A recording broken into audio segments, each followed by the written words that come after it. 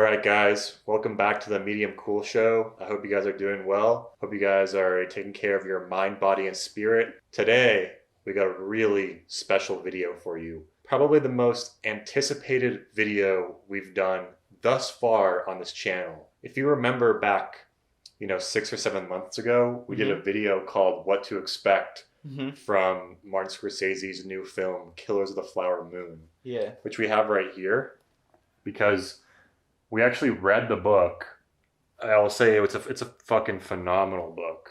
Dude, yeah. It's a fucking phenomenal book. David Grann, like the way he lays out the events, the way it unfolds is like so cinematic in itself. Yeah. You're like, okay, I can see why this is being made into a screenplay, into a movie, like it's a phenomenal story and he does such a good job.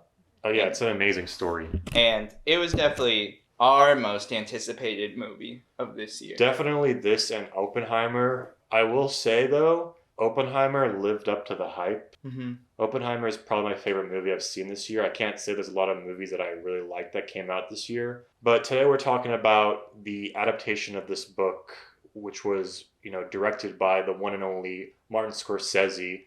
The man needs no introduction. He also co-wrote the movie with Eric Roth, which is pretty interesting. We should get into that because why don't you lay out our little journey to this film? Maybe what our plan was, and then when we went to the theaters and shit. You want to talk about that? What do you mean? Like the situation in which we watched this? Yeah. Yeah. So because we had a plan. We got early fries on our days off, and got large iced coffees, and we went at 11:10, actually 11:30, to go watch this movie. Middle of the day, first day it came out. We have to see this movie in IMAX. We went to go see this at the Regal IMAX, and our showtime was at 11:10 in the morning. We planned to go see it early this week. We were like, okay, we're gonna go see it at a first showing on Friday when we can, because.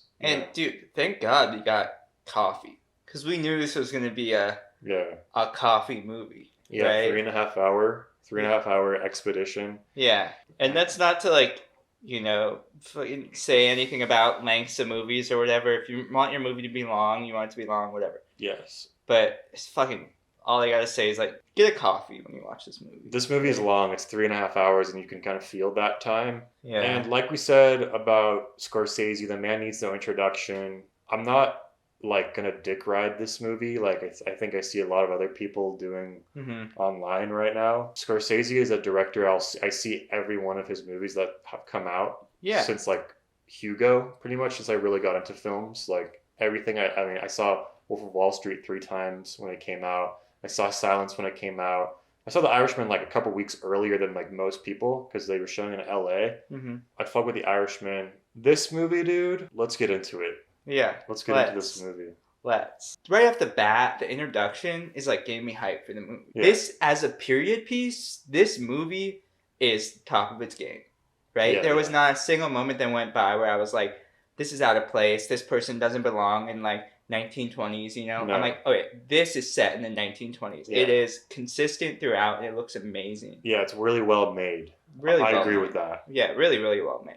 Where it differentiates from the book is right off the bat, you have a big star, right? Leonardo DiCaprio, you have DeNiro and Lily Gladstone, but more so Leonardo DiCaprio and DeNiro, you're following those characters right off the bat. The movie is centered around them, kind of really tied to their emotional reaction to things, their response to things. You're really following them as the story progresses. Yeah. Whereas in the book, the thing that's so great about the book is it takes such a objective take and really takes a step back and what's going on.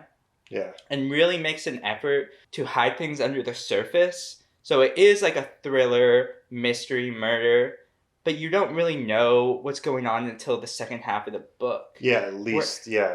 Basically, I just want to give a little premise what the book is about. Yeah. So, Killers of the Flower Moon, the Osage murders, and the birth of the FBI. That's what the book is, but the movie is about, the premise is we basically get presented with this tribe in Oklahoma, the Osage, and they find themselves on a ton of oil in the turn of the century, which is the oil boom, and basically all of these poor Indians for the most of history in America finally get like they become like the new rich. Yeah, And they're displaced too. Yeah. Like they're not from Oklahoma originally. They're like displaced 3 times before they end up yeah, in Osage County. And I like that the beginning of the movie says the people chosen by chance. yeah, exactly. They definitely were chosen by chance. They're kind of in this interesting situation because all this money, while it's great and they can get they're taken care of, comes all this, you know, the devil as well. And a lot of people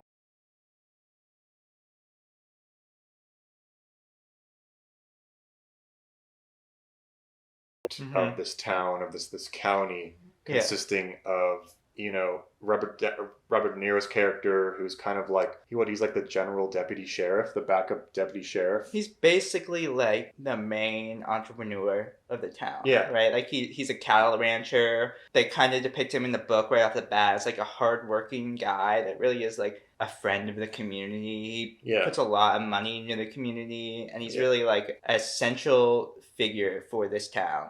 Yeah, people are being murdered in this town, like Native Americans, but they call them Indians because, you know, it's the 1920s. But also the thing is, like, this is 1920s. This is like post World War One, right around the time of like the Roaring '20s. So much wealth is being distributed, and this little county per capita is the wealthiest place in America. That's crazy. Yeah. That's like the whole premise of it. These Native Americans are being murdered for their head rights, and no one knows what's going on. People say that they're accidents. Some of them say that they're suicides, but really we know what's going on. And here's the main difference between the book and the movie. In the book, you don't know who's committing these acts. You don't know who's orchestrating them. At first you think it's maybe just one person doing it, and then it's like 2, 3, but you don't really know that it's actually like a whole conspiracy that leads up to the top of the power of the town. Mm-hmm. That's the intrigue of the book. With this movie, though, we know who's doing this shit really, really early on. Yeah. And we're pretty much seeing the perspective of the bad guys that are doing it rather than like the objective point of view and like the investigation that goes on into it. Yeah. And I think this is where we have our main issue with the picture. Yeah.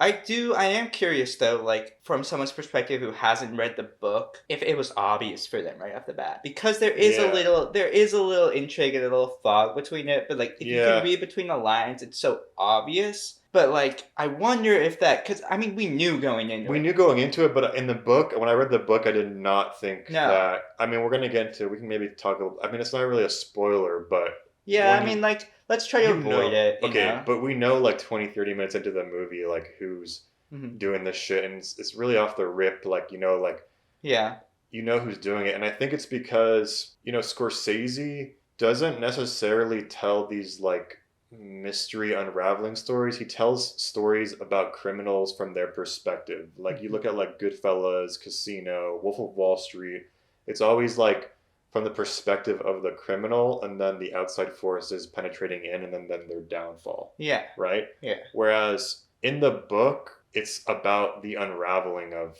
what's going on. And that's like what I kind of felt like missed out. That was a missed opportunity for the movie to be. I felt like, I remember reading interviews about it, and they're like, I think originally Leonardo DiCaprio approached Scorsese with this book being like, okay, I'll play Tom White, you know? Yeah. But then they kind of shifted it because they're like, we don't want to tell like a traditional story of like murder unraveling, right?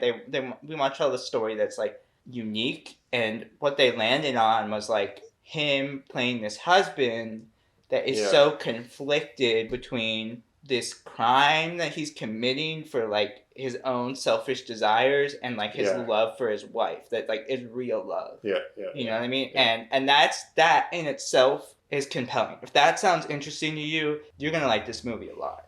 Yeah. But for us, like, I can see why it's like, I don't care if that's like a story that you feel like has been told a billion times. Tell the story the way that it was in the book, because that's fucking amazing story. Yeah. And I feel like they really dropped the ball. Like we said, we came out of the movie and it wasn't like that. There were no like snappy moments. We felt like when it was kind of the jig was up, I felt like it was gonna get like, all right, we got Jesse Plemons here, the FBI, like they're gonna unravel this, but it was still just like kind of a slow burn It was after a that. slow. It was slow. I'm not gonna lie. For a Scorsese movie, like we were saying, it doesn't have that punch to it. It doesn't have that snap to it. Like I felt like there was like in The Irishman Yeah. and The Wolf of Wall Street. All the other movies have these like kind of like it like hits and it's like this like like the way he tells a story. But this one was like very. It felt very flat Mm-hmm. and slow. It didn't have that Scorsese punch to it, Mm-hmm. and it almost didn't even feel like it was directed by Martin Scorsese. Yeah. Like I Yeah. said, it kind of feels like it was directed by like Clint Eastwood could have made it. Yeah. It doesn't have that punch to it that I was looking forward to. Mm-hmm. And while it does have its violent moments, it has its like it does. It's not really made up for with like the slower. Mm-mm. That's kind Yeah. of my where I kind of fall with it.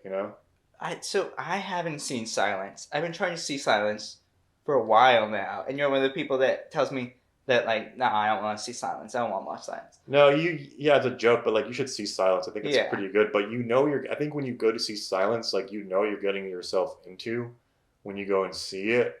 You're not gonna get like a Wolf of Wall Street Casino. You're gonna get like a methodical, deep, heavy, thematically like religious, long Mm-hmm. movie when you go see Silence. Do you feel like this is in similar pace to It's Silence? kind of similar pace, bro. But the thing is, like, the subject matter could be so fucking cool with the Yeah. Scorsese. Yeah. When I heard Scorsese was making this book, like, into a movie, and I read the book, I'm like, holy shit! Like, there's no way he can like miss with this one. Like, it's gonna be in Yeah. someone's hands. It's gonna be in fucking Scorsese because he does these like great like epic crime movies, like Mm-hmm. so these true crime movies so well. Yeah. And I just have to say, like, I don't know if I can really recommend this movie to regular pedestrians. Obviously, our friends, like our cinephile friends, are already going to go see it. Like, they love Scorsese. I can't say that this movie really is, I can't really say I recommend it to. Yeah. And with DiCaprio and Robert De Niro, I think they do well with the material. Like, they're They great. do. Yeah. DeNiro's like really good in this too. He's really Yeah. good. Like he's really compelling, really believable. Yeah, yeah. It just wasn't that exciting, man. I wouldn't even recommend Irishman to people. Like I have a hard time recommending that. Oh, You I know, like Irishman. and like I love Irishman. that movie. I love Scorsese. I will say though that like with the material, Scorsese is like very delicate with this. He definitely like you can tell that he did a lot of his research and he did like kind of honor the Osage tribe and the living Osage. Like they really were like collaborators on this film, and I do respect that a lot because it was like felt very accurate. It's interesting to see that he co-wrote the screenplay, which is something that's I think is pretty rare for like Scorsese, like writing his stuff. And I think it's so late in his career now. He's an older guy. I don't know if like his editor, he had the same editor as Thelma Schumacher, like his career editor, and then he co-wrote it with Eric Roth. I don't know if he like really should have like co-wrote it. I don't mean, what am I going to tell someone like, oh, you shouldn't or do this or that? I don't know. The material and the approach to the story could have been more. Especially for like, I'm like, okay, it's 3.5 hours. Like going into my, okay, they're going to fit a lot of the book. Like the reason why it's 3.5 hours is because they got to fit a lot of stuff, and it could have been like, boom, boom. Like the pacing was just so like, it was slow, bro. And I felt like they could have been way more into it. It needed a little bit of like the Oppenheimer treatment at the beginning of like, all right, they're like falling in love, getting into this, you know, like I felt like that dragged on way too much. No, yeah. And then needed like, this is what I personally would have done. I'm like, fucking, I'm not Scorsese, like obviously, you know, he's so successful. I'm just some fucking dude on a couch. But we paid to see this movie, bro. Yeah. We paid to see this movie in IMAX. We have a right to be critics. And we drank like a fucking shit ton of coffee in the middle of the day to go see this movie. Yeah. And if you're gonna say that, I have another point. But like, I would have done like, you know, like really hide it under the surface of like, okay, Leonardo, you can still follow Leonardo DiCaprio, but really hide his involvement, and Bill Hale, like really hide De Niro until the second half of the movie. Yeah. And then focus more on Jesse Plemons when he comes in, dude. Because there's such a good middle point where like Lily Gladstone is like sick in bed, and like that's a perfect time to shift it. You know what I mean? I know, dude. There was a wasted potential with Jesse Plemons' character. Seriously, dude. Like when he was on, I was like, okay, dude, like please, like give me more. But like, like this, the fact that it was 3.5 hours. And the story that was told in 3.5 hours didn't have to be 3.5 hours. It can be 3.5 hours if you're gonna do like a backstory with like Tom White's character like actually tell like the whole story, you know, like. Yeah. And you could have included some. I mean, I'm not saying that they could have fit like the FBI shit in there, like Hoover, but if it's 3.5 hours, might as well put something in there and like speed it along and get something going. Yeah. I just want to make this point here. When we were in the theater, there was this dude in front of us that kept on falling asleep Yeah. and snoring throughout the movie. He kept on falling asleep and snoring, and the guy in front of him like turned around and like tapped his leg, and the guy was like, "Oh," he's like, "Dude, like you're snoring." He told him that literally. He told him that. So I'm not gonna. And this is in the middle of the day. This is not like late at night, like going. This is like in the middle of the day. Yeah, all those people in the theater chose to be there today. Yeah. You know what I mean? And that says something. That someone that like chose to be a Scorsese film on the first day. In the middle of the day, fell asleep. That's kind of what we're getting into here. So like, we're coming at it from a critical point of view of cinema of love. And we can talk about some of the characters in this if you want to. I mean, I think it was like Leonardo DiCaprio's look in this too. Like I think he had something like he definitely had like a fucking Brando kind of cheek. Yeah. And it was like his ears were like, I don't know what they did with his makeup because he looks so different in this. He looks like such a fucking little monk. Yeah, he does, dude. Like a little monk. He was fucking. I mean, really good. Leonardo DiCaprio, like you don't need to say it, but he was like phenomenal in this for sure. Like his scenes were probably the ones that hit the most. And Lily Gladstone is like fucking phenomenal in playing his like second. You know what I mean? Like she's great at like fucking working with him in this. Yeah. And I had seen her in another movie in college. I think that they're good for the material, but there just wasn't any like big punch to this. I mean, we have so many great actors, like John Lithgow, Brendan Fraser, Jesse Plemons. I was just kind of disappointed in how underutilized Jesse Plemons' role is in this because he's supposed to be such a Texas Ranger badass in the book, and it's almost like he's like background noise, bro. Yeah, dude, he was background noise, but like that's what I love about in the book is like the way that he's this Texas Ranger, but he's never fired his gun, and he's kind of like discovering as he's going of like how to be an investigative agent, like how to be FBI, how to gather the information and stuff. Yeah. And I would have loved to have like seen from his perspective like how he's unraveling this instead of just being like he's always in the background of like looking in a mirror being like I don't know. We never really got his perspective. No, dude. It wasn't like fleshed out for this runtime, man. That's probably like my main. I mean, when we walked out of the theater, we were kind of like, let's keep it real, bro. It's all right. It's an all right movie. Yeah. The thing is, too, like, I think there's a part of them where it's like, we don't want to tell the traditional story we've always told, where it's like about some white Texas Ranger dude who fucking comes and saves the day from these like Native Americans, We don't want to tell that story. But in like trying to avoid that story, they tell the story of like this sleazy white dude that was like fucking committing all these crimes, you know what I mean? Like they're avoiding something that's like I feel like would have really benefited the story. Yeah, I know. They avoided the intrigue, which I guess it's not really Scorsese's cup of tea to like tell a whole conspiracy story. Like that was the whole surprise of the book was the fact that there's this whole thing that goes all the way to the top, which they just kind of missed out on, I guess. Like that, but that's like what made the whole book for me was like this message of holy shit, some things are so big and so influential that no one can like stop like evil or corruption, and like that was like the whole. It's like Chinatown. It's like noir almost. You know what I mean? Like, and I get maybe like the argument can be made like, oh, we can't have this snappy Scorsese crime violent movie because of the subject matter of these Native Americans that were actually like fucking persecuted and shit. Like all this fucked up shit was going on with them. So maybe you don't want to have a certain like, oh, Wolf of Wall Street, like fucking casino type vibe. But like there could have been some, I don't know, it could have been sped up a little bit, like just with.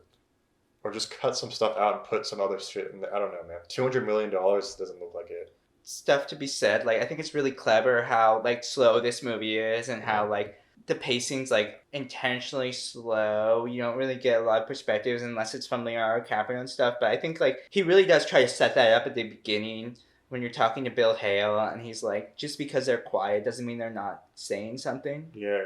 And I think he was trying to tell the audience, like, just because this is slow doesn't mean that they're not like they don't have something to say. You Yeah. know what I mean? Like I think he's setting that up for the audience. I think that was really clever. So I feel like we're not missing that point. But I'm just saying, as like a fan of cinema, a fan of Scorsese, this is not really our favorite. No, it's not. And don't go into this thinking you're getting Casino or Goodfellas or Wolf of Wall Street or Irishman, because you're not. Even though the advertising was like, this new film from Martin Scorsese. Oh my god, the advertising was all over the place. And then dude. it's like Yeah. Robert De Niro, fucking Leonardo DiCaprio, Yeah. like all this fucking shooting, and like I was trying Yeah. to make it out to seem like it was like going to be like some 1920s gangster movie, Yeah. and it's like, and it's not that at all. Yeah. Bro. Dude, it would have been. I mean, it would have been sick. I don't know. I think it's a miss in the Scorsese catalog, bro. If I'm keeping it 100. Yeah, I never want Just to keep- say that. You know, I never want I to want say to say that, but you're not gonna watch it again, bro. Was Whatever. it boring or masterpiece, or is it just like not in that category? Dude, boring or masterpiece, bro? I mean, I don't think I was necessarily bored because I was so jacked on caffeine. Yeah. But like, I Yeah. can see like my stepdad and my brother being like, "Oh, okay, let's get out of here." They're like, You know? how much longer? Yeah, or like the 2 guy. hours? Literally, the guy fell asleep in front of us. So, Yeah, like, what does yeah. that tell you about it? Yeah. It's the same thing I had. The same problem I had with Paris, Texas. Like, people are fucking like in their seats. You know, it's just my opinion, guys. Whatever. Like, it's not saying people are gonna go see this movie. You should see this movie though. Like you should see it. If you're watching this channel, you definitely should see this movie. Yeah. And like it's Scorsese. Like, you Anyway, have to, yeah. You know Like, what I mean? what Give do it your own take. Yeah, if you'd seen it, like, why don't you let us know below what you thought of it? And thanks you guys for watching this video. And stay protected and connected. And we'll see you guys next time. Peace.